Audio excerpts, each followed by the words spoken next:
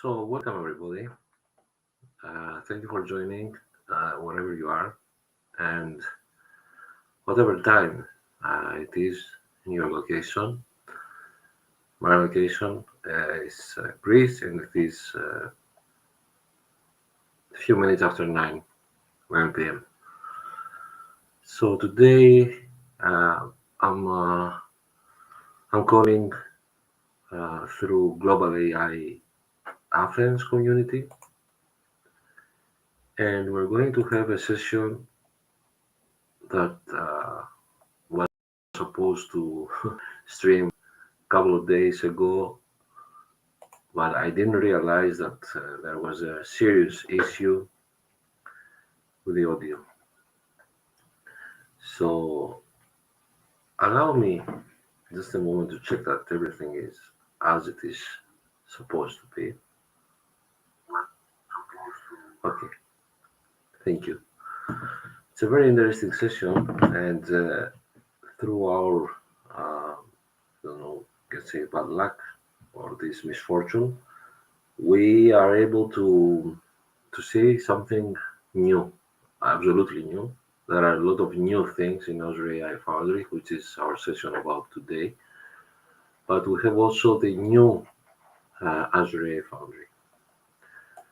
So without further ado, I'm sharing my screen and I'm going to cover me with the screen. I will be back. And we are going to take it slow because there are a lot to digest.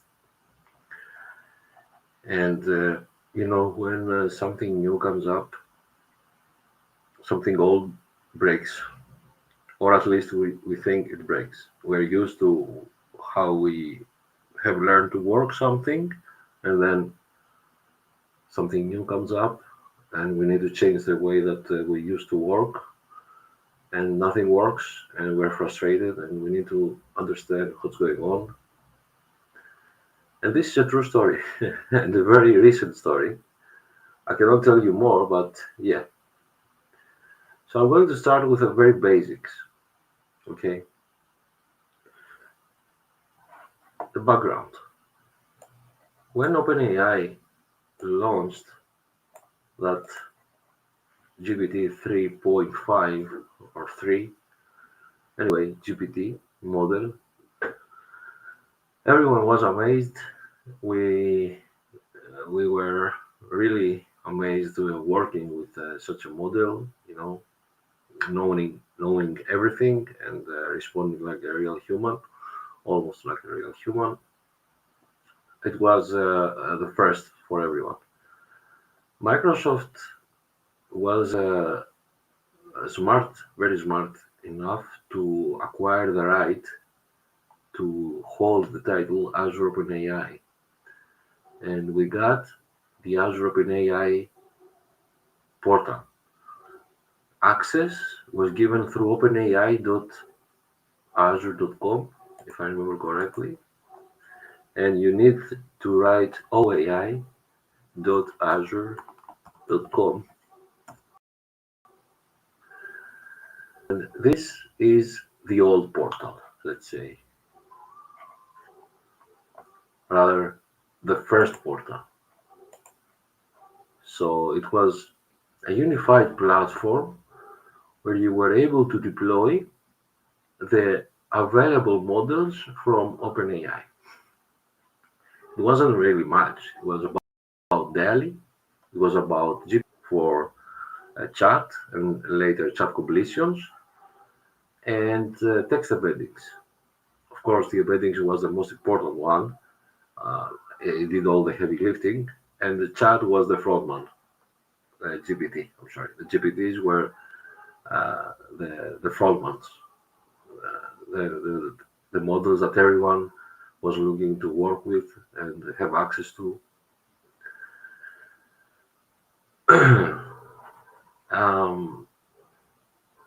As progress came, we saw the rise of artificial intelligence technologies taking over the digital platforms all around the world, meaning the internet was full of companies and also the big companies like Meta.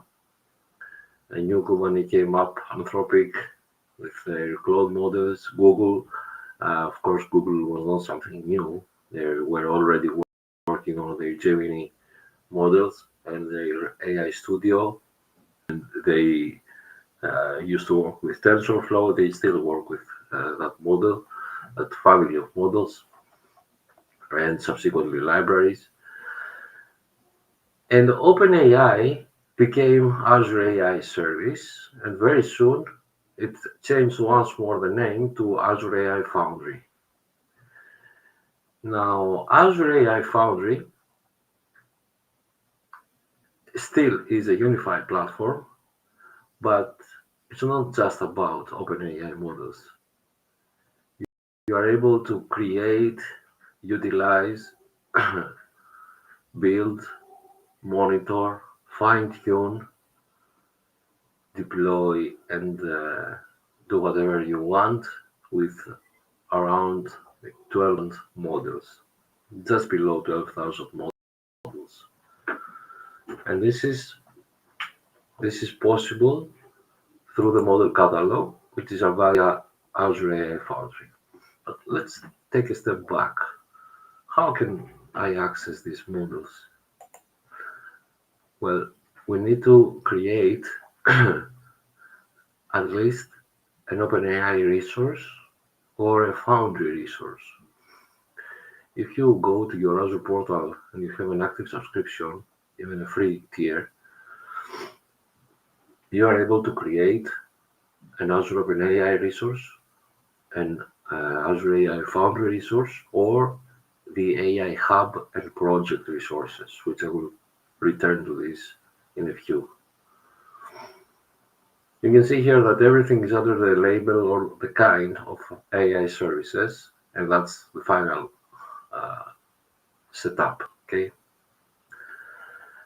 Once you have this access, you are able to access this type of model catalog.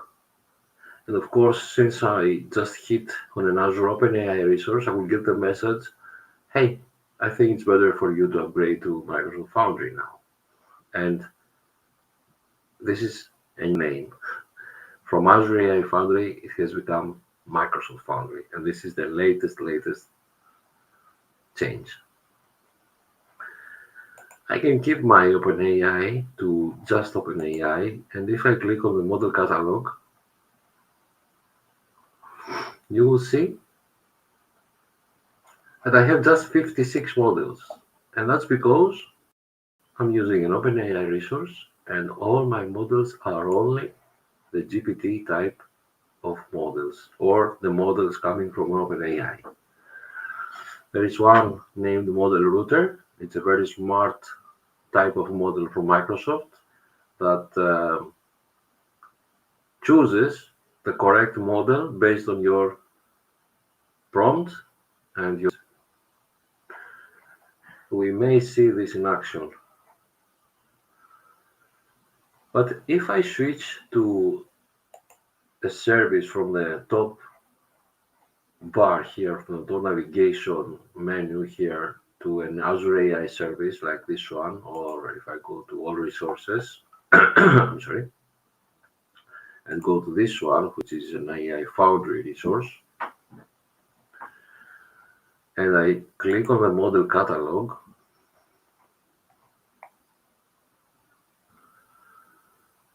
you will see that more models appear here.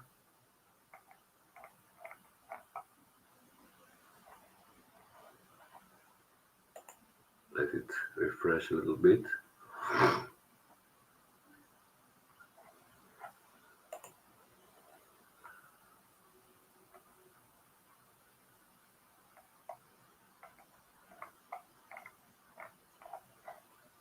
Let me refresh the page because you are already using the new portals. You can see the color has changed to black. It's stuck to 56. Let me change it.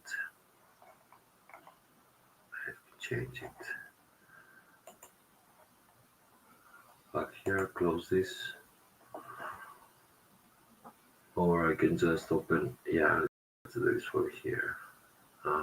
I will use this one, and if I click the model catalog, you see I'm in the new Foundry experience, which is in preview, and it's a totally different type of beast here, but it's easy to navigate at the end of the day. It's nothing too special. So here you can see the overview with a capability to discover everything in your portal, and we also zoom in, make it bigger. And finally, I'm able to go to the model catalog, as it is called, and see the total number of models, 11,200 and something. And it's almost every model available right now in the market. You can filter them out by capability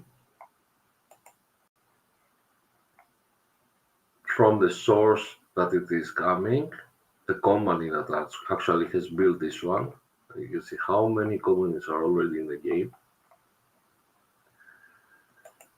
What type of inference tasks they are doing. So it's about the specialty of the model. And type of methods it supports. Of course, we have Hugging Face here with their lots and lots of models. Of course, we have Meta and Cohere and new ones. This is the first time I'll see this one, for example.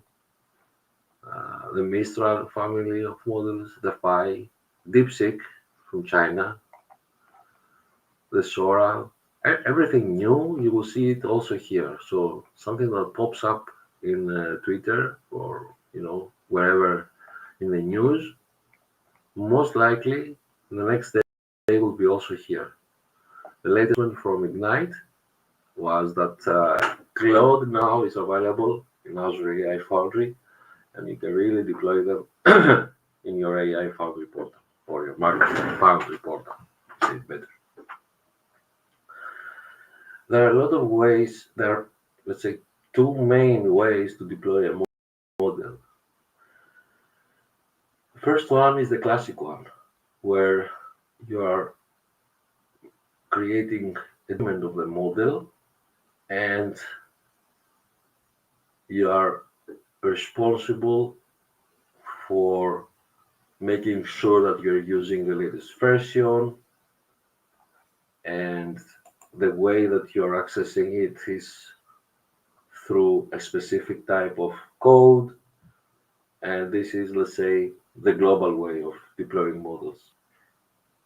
This way has also three subcategories, but let's say this is the first method. And this is the other method, the serverless method. The serverless method, and of course it's not supported by every model, is very fast, and it offers you the capability to deploy the model directly as an API endpoint. You don't need to construct the endpoint. You're given the endpoint once you deploy the model. So certain types of models, for example, the Phi family or the DeepSeek, when you deploy it indirectly, the endpoint, the API key, and then you're good to go. That's it. Other models with the other deployment method, of course, you're getting the endpoint, but you need to construct the final endpoint in your code in order to access it. And of course, you need an API key and all that stuff. But it's not like an API endpoint directly after deployment.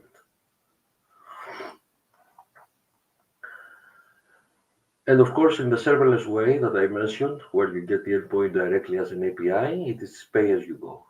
The calls you made, it is what you pay for it. Okay. And this is the new Foundry. Let's go back to the old, or let's say to the current interface of Foundry. let's see something more familiar. Now, before we start seeing more in the previous interface, this is what actually exists. And this is what most of us have been used to utilize. On the left, you have this long menu with a lot of options, which you can also build or pin which uh, element you want to build here on your left.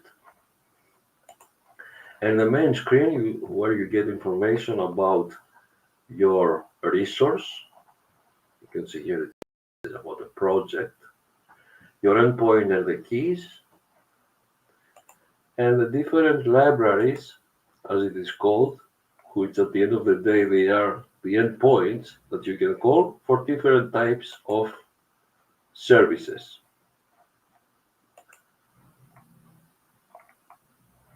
Okay.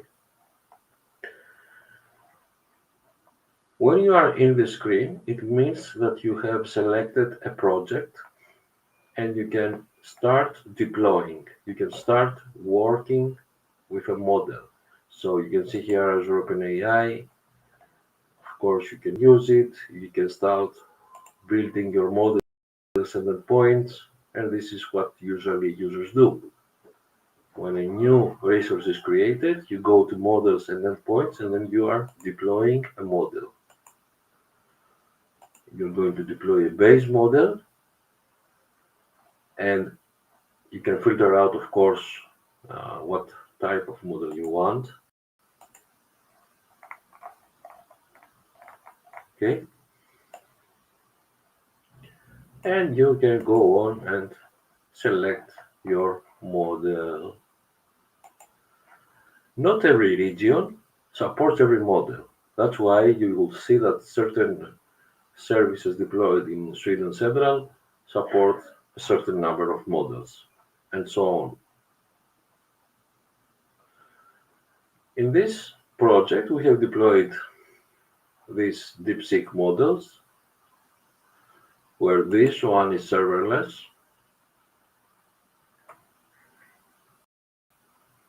Okay. This one was also serverless. And these are the Azure OpenAI under the Azure OpenAI, but you are also able to create other types of models. Again, this DeepSeek is serverless.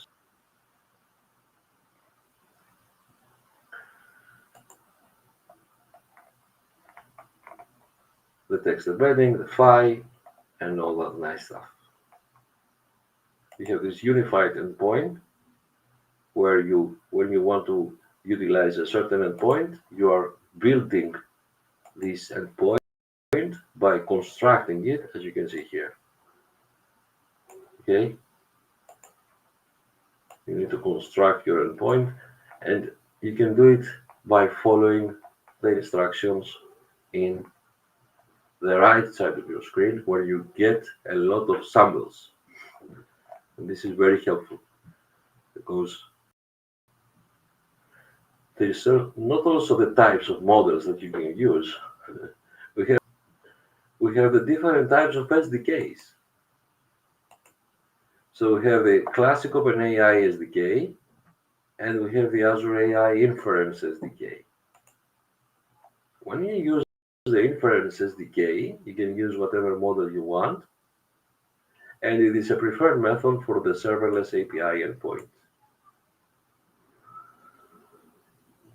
Also, you're going to notice that the Inference SDK is using a little bit less lines of code for you to call the model and interact with it. It's a little bit easier. It doesn't lack anything in performance and efficiency, and my suggestion is whenever possible, use it. There are some differences, of course, from the one from the OpenAI SDK and the AI Inference SDK. But when you are experimenting, when possible, use the inference SDK. Apart from Python, of course, you will find almost all the main frameworks like JavaScript, Java, and C Sharp for .NET and ASP.NET and the family of products. And of course, how you can use your endpoints via API calls. So you are not blind here, okay? When you deploy your model, you are able to select it. Let's go here to the GPT-4o, and you are going to get the examples in the SDK. Now, for the OpenAI family of models, there is also another SDK named the Azure OpenAI SDK, which is a little bit better than the OpenAI SDK, a little bit more modern, more flexible. And Microsoft created this SDK for the developers, uh, mostly used to the way of work um, with the Microsoft family of products and the tech stack. It has some advantages here and there, and it bridges some differences. I don't know exactly the details, but there are some uh, better options if you want to use the Azure OpenAI SDK. I have been into cases where it was suggested as the primary method for your application. Now we can discuss all day about this, but the most important stuff is what we just mentioned about this part of the user interface in Foundry. And for each model, you will see that you can, of course, test it. And this is how we name the testing ground as a playground. So you can give the model instructions and context. You can add safety system messages. You can provide examples. You can provide variables to the model directly from the user interface and then play around with this chat interface to see how your model works, how it behaves. Another great advantage of this playground is that you can go here and add your data. This is very important. It is very important because it abstracts the layer of having to deal with Azure AI search and vector indexing and embeddings, where especially new users or um, new engineers, architects, technical people that want to get this hands-on experience but stick to the generative AI part of Foundry or Microsoft AI, and they are not ready yet to proceed to add another layer of information and know-how, which is how natural language becomes tokens, and then tokens get this type of um, dimensions, and they are coming back as natural language because this is what, in a few words or in a few simple words, a vector database does. So if you have your own data source, you can just upload your files, and this wizard will guide you to create the the Azure AI search resource that will be responsible for breaking down your data into chunks. These chunks will be tokenized, and the tokenization will be the first part of creating the embeddings where the model will be able to interact with this data and get back to you with natural language instead of having to look each word one by one. Very nice. And of course, you can deploy this as a web app. Once you click this button, your model will provide you with a chat interface very similar to the well-known ChatGPT interfaces, where you can just interact with it in a form of web app. So you can very, very easily create your own RAG web application. By RAG, we mean retrieval augmented generation, where your model deals only with your data. So again, you add your data, you follow the instructions to create a search endpoint. Of course, you're going to have to look at the documentation to make sure that you're doing the steps correctly.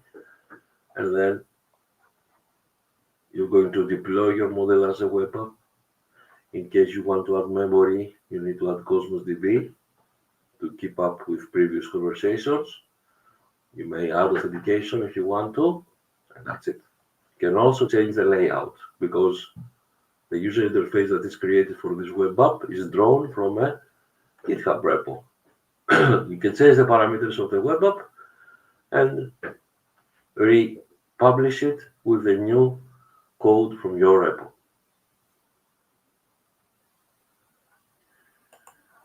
Another important detail is this view code detail in the Foundry, where you're getting the sample code for every major framework.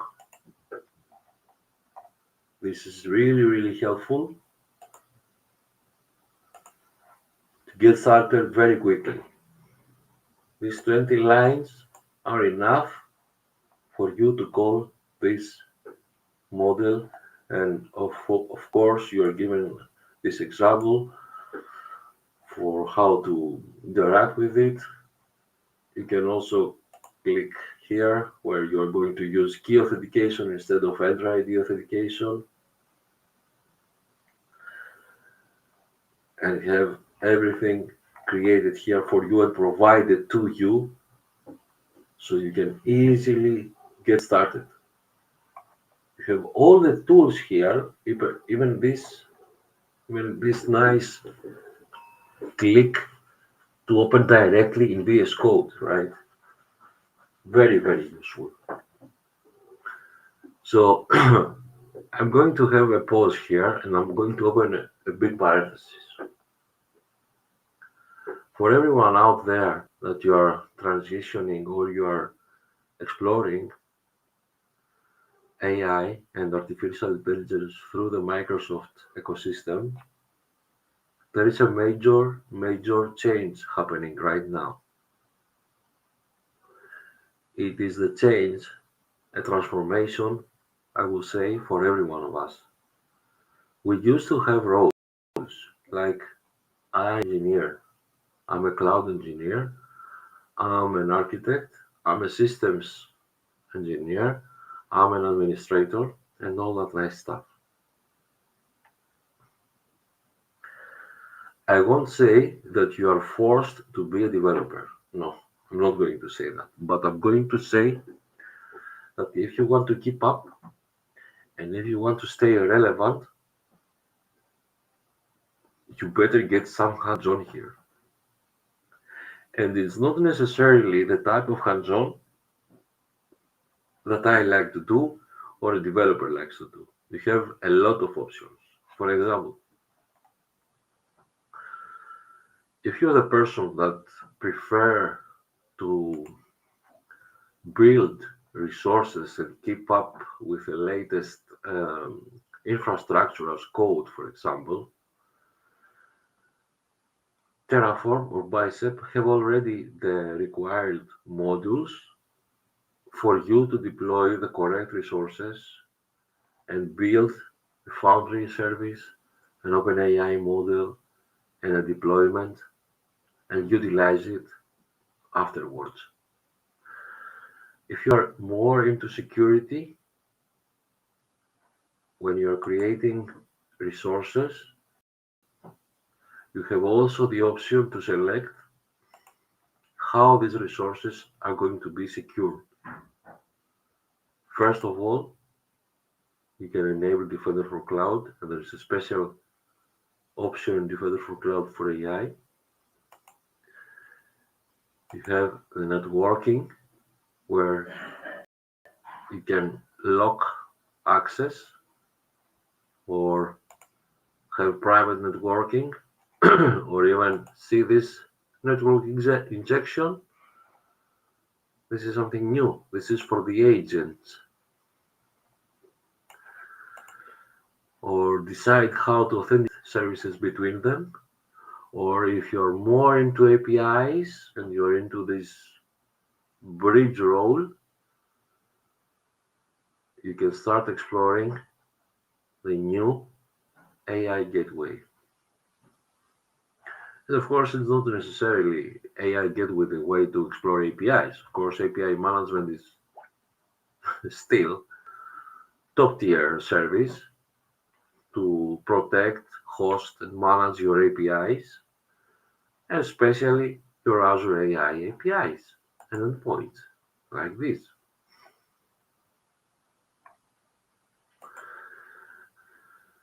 You can also export and import your model, your deployment, let's say, as a JSON or as a prompted file.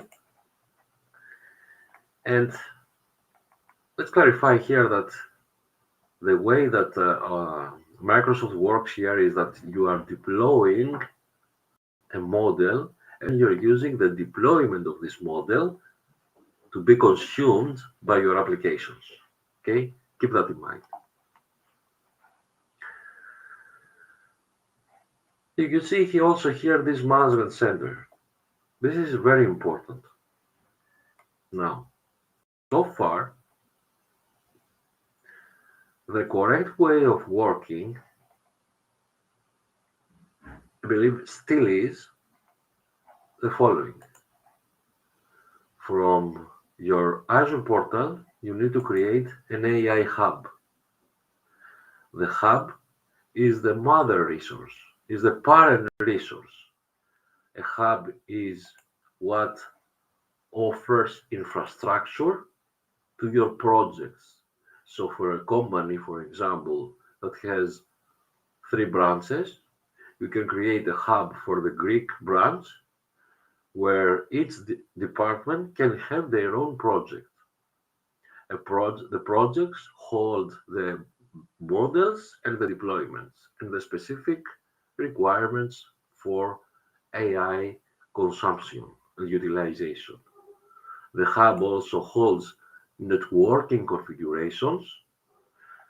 And here is another also detail. The workspace managed outbound access. So for example, here is disabled.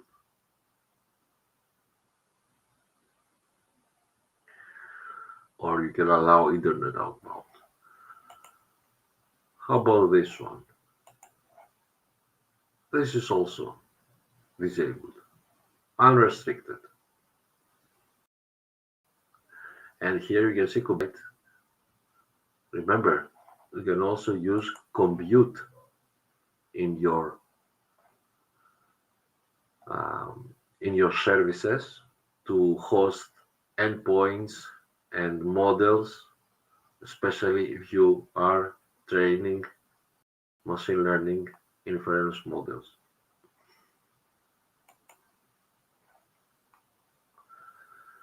One important detail is that when you create a hub, you will see that the hub comes with a lot of accompanying services. You're getting storage, you're getting Key Vault, you are getting machine learning, which is not an actual machine learning workspace, but it is there. And you can also get Azure History and Azure AI Search. So for example, if I click here in this one, you can see that in the overview I don't see nothing, but if I go to the resource visualizer, a lot of stuff going. You see in the resources or in the overview of the hub, I don't see nothing. I just see this, go to the Foundry portal. But the resource itself has some dependencies. So for example, has this parent, as we said, resource, but hey, what's going on here? It's a machine learning workspace. Yes, it is a machine learning workspace. And here is the project that is the child of this hub, and the key vault that is used for storing and securing API keys, and this application inside to manage and access how uh, your elements, your artifacts, let's say, are behaving, and what's the performance, and what errors are you getting. And of course, you can have also storage for logs and uploading files securely in a blog.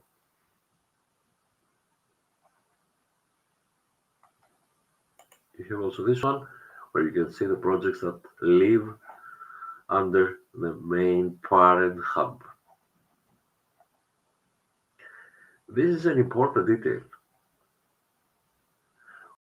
What we've noticed so far, and it will be answered, is that if I deploy a plain Foundry resource, you can see here that I have a lot of them. I won't be able to utilize the newest agents that we're going to see in a few. I'm sorry. So let's see what's going on.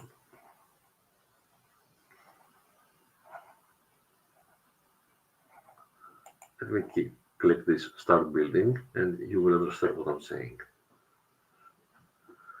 And this is the new Foundry, right? I am presented with this screen. I am the user. Remember, before doing anything, go and assign your user the role-based access control in subscription level Azure AI user. Start with that, and there is a chance that you may need Azure AI developer as well. But since you are the owner, most likely of a subscription, remember to add this Azure AI user role-based access control in the subscription level. Let's see what I can do in this new Foundry. Let's go to build. I am in this AI Foundry, which is a project, right? Observe what's going on here. This is a project, and this is the AI Foundry. Let's go and see that. Let's find that. Where is this? Where is this thing? This AI Foundry. AI Foundry.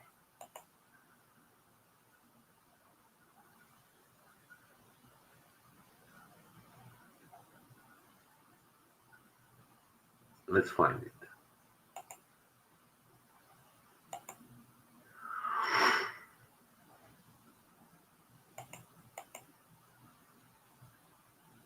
Yes. It is in this hub, right? AI service, and this hub has this AI Foundry. Let's have a look at this hub. You see that this hub, for some reason, it was not created with the machine learning workspace accompanying services. It's just a Foundry, as it is depicted here, resource that has the project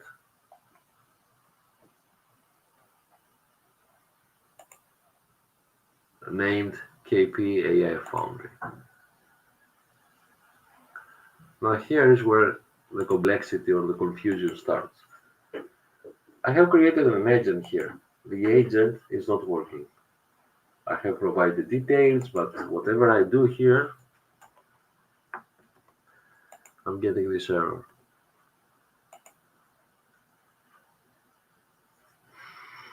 This error has to do about machine learning. The AML error is about machine learning. It is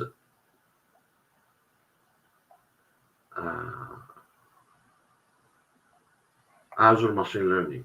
Okay, failed to decode the AML connections. It cannot find Azure machine learning connections. So all in all, this project and this agent that lives under this project lacks the use of Azure machine learning. Let's switch to another one, this one. This one also has agents. Let's go to the Discover and see another screen, the screen of assets.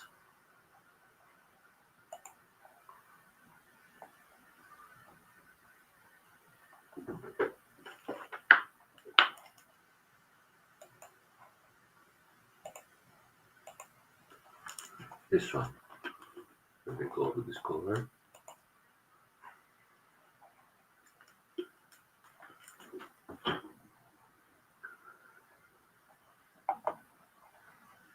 Yes, the Discover screen has the overview, the models, tools, some tools that you provide to your agents to utilize. There are a lot of tools. Some tools are named MCP servers, and most likely most tools are MCP servers. But there are other tools as well, or you can create your own tools. For example, uh, a local file system explorer. Okay. In the build menu, I will find my agents. Here is another agent. This agent has specific instructions as the previous one, exactly the same instructions, nothing different, right? The model is there, the deployment is correct, everything is as it should be. The difference is that this agent works.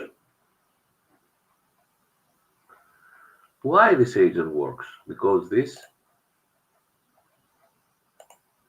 AZKP, this project specifically, let's find it, I think it's here.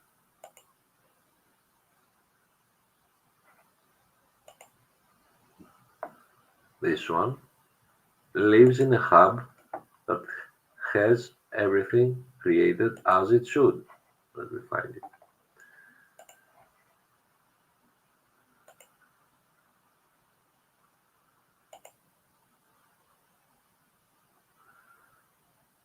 Where is it? The hubs. Yeah, this one is.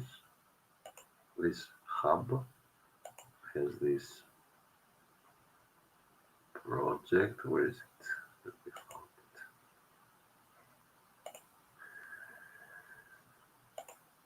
Yeah, this is. It is confusing. Yes, it is. I can guarantee that we.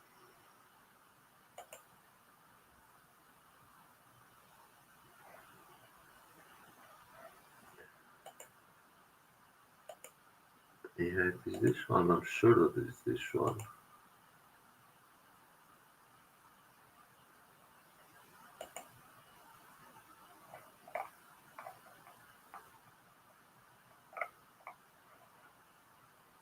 Yes, it's this one. And is this AZKP OpenAI project? Let's find this project. There is another menu, Operate, where you can see where your project belongs from the admin menu. Yes, the parent resource is 8 slash minus KP OpenAI, so AZ minus KP OpenAI. Find it.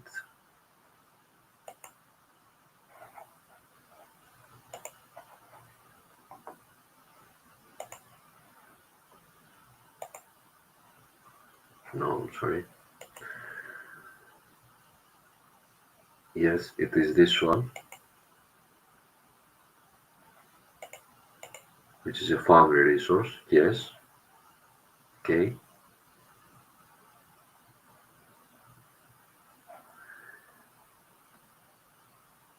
Let's go and see that. And this resource,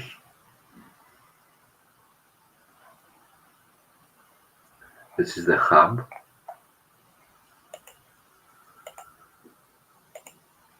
In connected resources,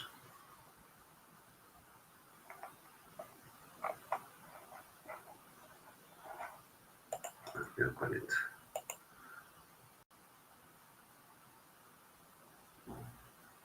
Yes, it's this one. AZKP OpenAI, AZKP OpenAI project. Yes.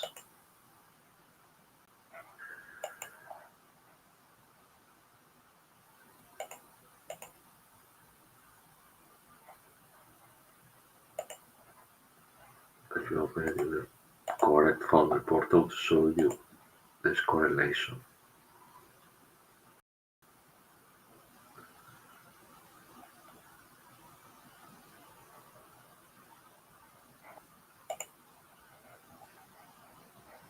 Without feedback,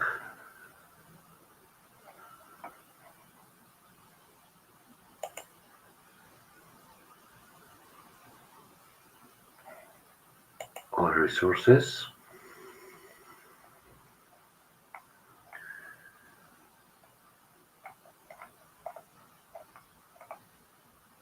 And this AZKP OpenAI project belongs to this AZKP OpenAI. It's the parent resource.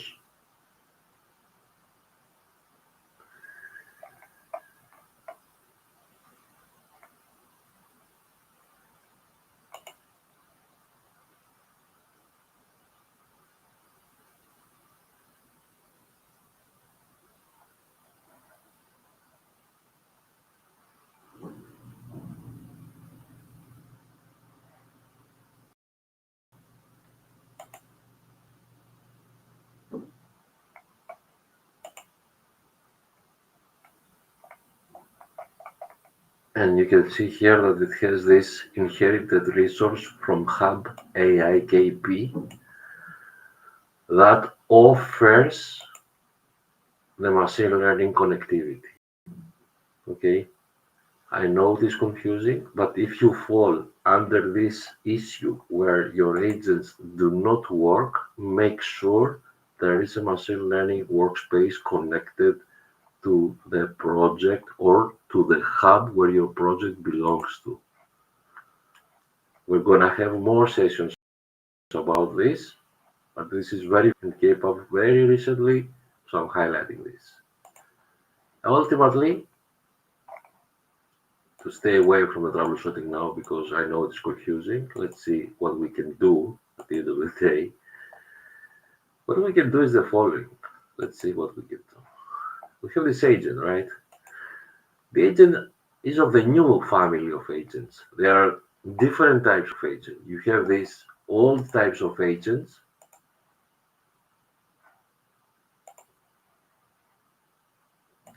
These old types of agents.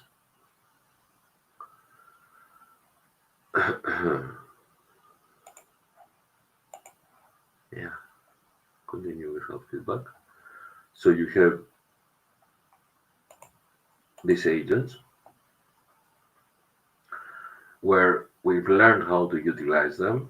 You can do it through code, and there is also a very nice project of mine where we're utilizing two of them to create architectural diagrams. Very, very nice. They are quite mature. You can add knowledge to them, you can add actions, you can connect them to other agents so that you can hand off certain tasks. And of course, you have absolute control, let's say. My threads is the point where you can see what the agent said and what the user said is the interactions of the agent. They are called threads. So these are the old, let's say, agents, right? And these are the new agents. These ones.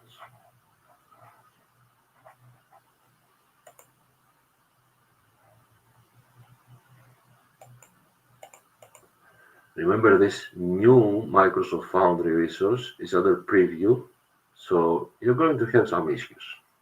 Don't trust it to 100%, but you need to get your hands dirty. And things are changing very fast. And you are going to have breaking changes, unfortunately, to your code. So this is Suno, the working agent, because there is a machine learning resource, okay, connected, and everything that we previously said. It has the same, almost the same abilities with the other agent, but we can see more here. We can see this memory thing and this guardrails thing, okay? So you have the capability to protect your risk or mitigate risks through guardrails and create memory store for your agent. So you can have uh, chained conversations. You can get your agent in YAML and in your favorite code, which is Python at the moment, and Java, and JavaScript, yes, and C#, very fast. I didn't see that. I haven't seen this. It's with the first day I see this. So yeah, changes are almost daily, almost. So once you build your agent, of course you can preview. Here is the preview. Sorry, click and preview your agent. So it takes you here to um, the screen of the agent. Let's say I don't know where it's from. I don't care for the moment. And the job of the agent is to create a poem from the user's first name. Okay. Hello, I'm here to help. What is your first name? Because these are the instructions. You are Suno, first fun and polite. You greet the users. Hello, I'm here to help. You can see that the agent is following the instructions correctly. You ask for their first name. What is your first name? The agent asks. And then you create a nice poem with their first name. That's all you do. Decline politely to provide any other information on any subject. If the user asks for a new poem, you can create a new poem. Would you like another poem? No, I want a cake recipe.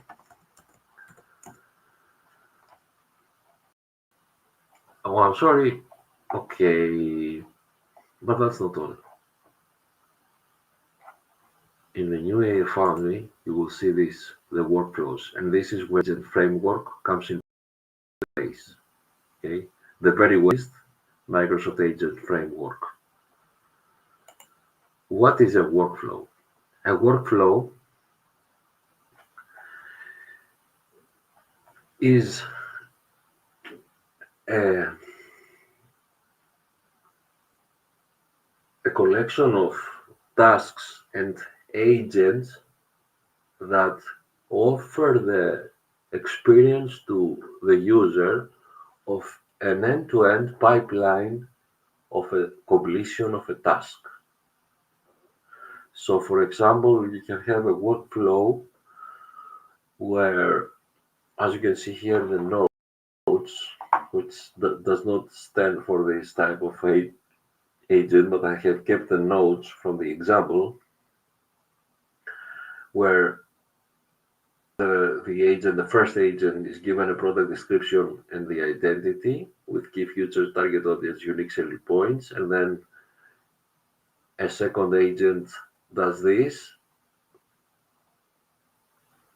creating a marketing copy, like a newsletter with specific instructions, and finally the editor agent that is given the draft copy from the first one, makes corrections, makes improvements, and finally creates the final output. Remember, we had a specific blog post where we had agents that were creating, where we were providing a text and they were creating the title, the summary, and what else? and something they were saving the file as a new file. Okay, that was done, and this you can find it here, the solution. This is very interesting. I urge you to go and start with this. Uh,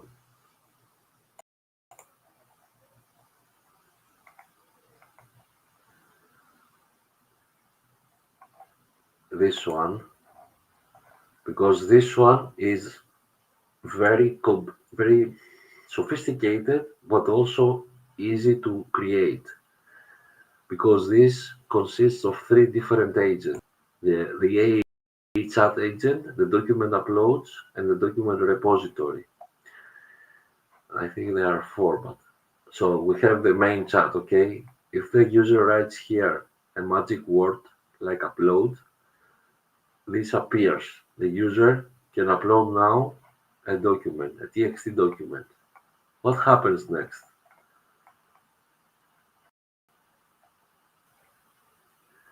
The next thing that is happening is that a new agent takes the document, processes and cleans the text while maintaining structure and important information. This is the extraction agent. Then the summarization agent creates a summary of the clean text that the previous agent provided. Another agent creates the title for the clean text, and finally it saves the document with a new title. That's all. So we have the chat agent, the summarizer, the extraction, and the title. And this is happening in the old or current Foundry with the previous way of doing things. You will find every little information here, and also you will have a bonus round how to host the endpoint in Azure API management. Very, very important. You're also given instruction how to correctly start an Azure AI agent service. Also important. And also how to save the documents ultimately in Cosmos DB. You also have the GitHub repo. So if you are really, really interested to start with agents, I urge you to go to Cloud Blogger and find this brand new agent service. It's very sophisticated, I'm saying again, but I have everything there for you. So you're just going to deploy the repo, and with a few adjustments here and there, you are ready to go. I will probably make it an AZD template. Hopefully the team will be able to accept it, and you will be able to do it with just 2 commands. Back to our agents. So here we have a lot of new stuff. First of all, you have this user interface where you can create your workflow. It's not about agents anymore. It's about how agents collaborate and how you are building your workflows. So I have a very simple workflow here that aligns with what the agent can do. And I'm showing you that you can add a node here that will ask the question to the user before the agent interacts with the user. So it is starting. Let's preview this. Start, okay, the first thing. The user says hi, or we can have a node with a trigger. The workflow itself asks a question. We don't have the interaction of the agent yet. Maria is the name. And you can see here that Suno, the agent, of course, it will take my first instructions that I created for us, but since it is part of the workflow, it took the input of the previous step and responded with the action that it has in the system instructions. And you can do a lot of stuff next, as you can understand. So let's see how you can add nodes here. You have this plus button, and you can invoke an agent, set the variable and reset a value. implement if else for each and go to,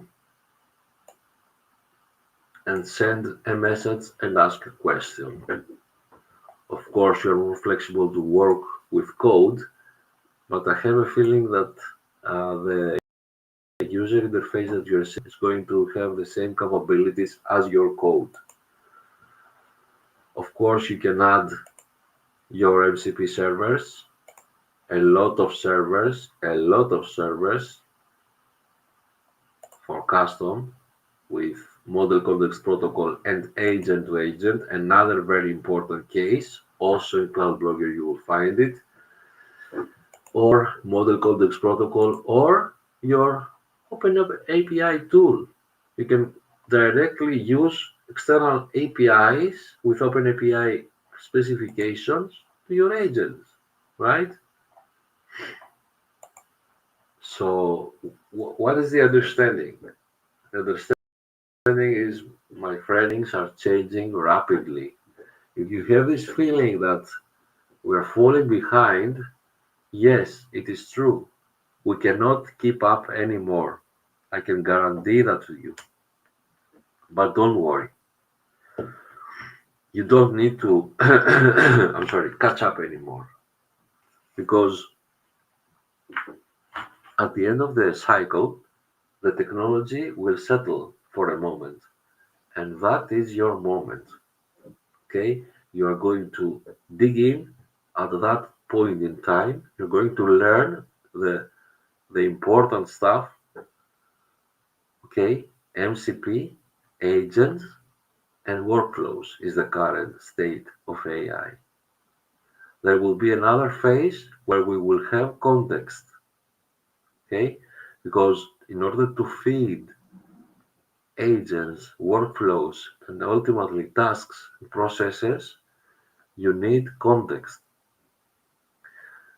Explore agent to agent and you will understand what I'm talking about. A year ago, we had prompt engineering.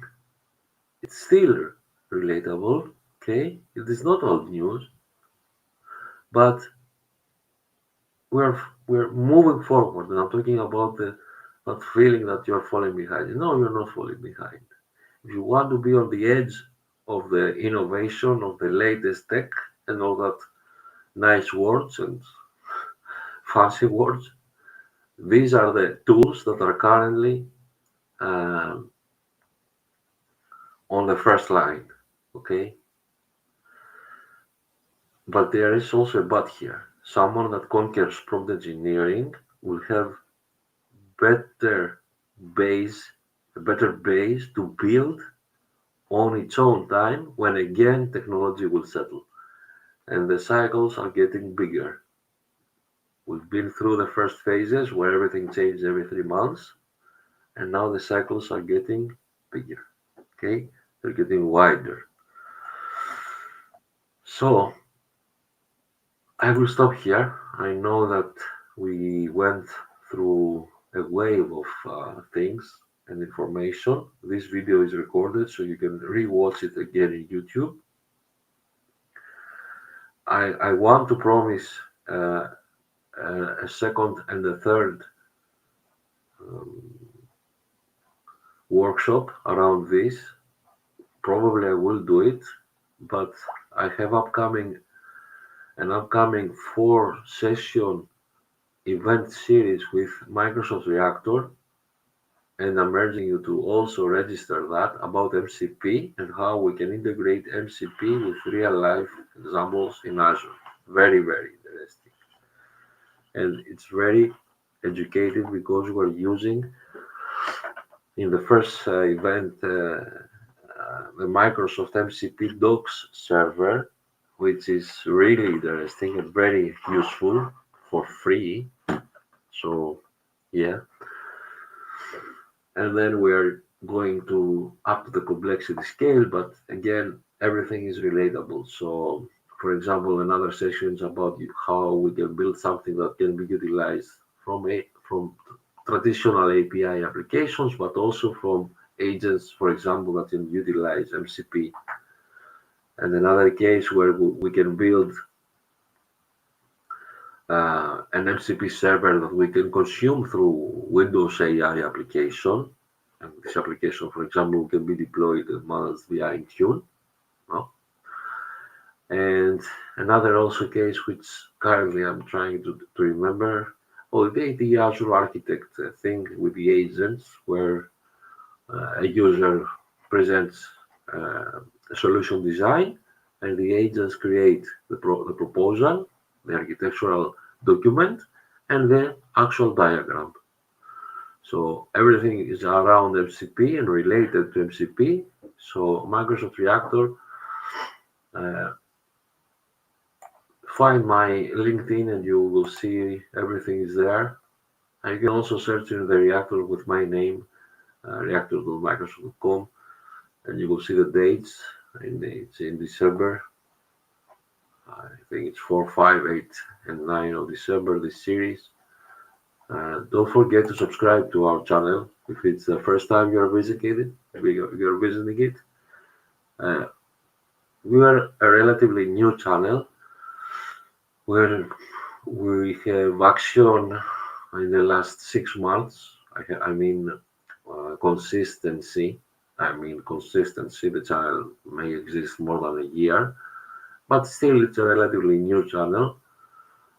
We're not aiming to monetize, we're just aiming to be better. So please send us a message, interact with us, like this video, for example, and subscribe to our channel. There is also the Azure Innovators Hub user meetup group. These are sister groups, and the main common point is me. So I'm very thankful for everyone being here with me today and everyone watching this video. Have a great one. We will be back with more knowledge to share with you. Have a great one, my friends. Have a great day, a great afternoon, and a great night. Bye bye.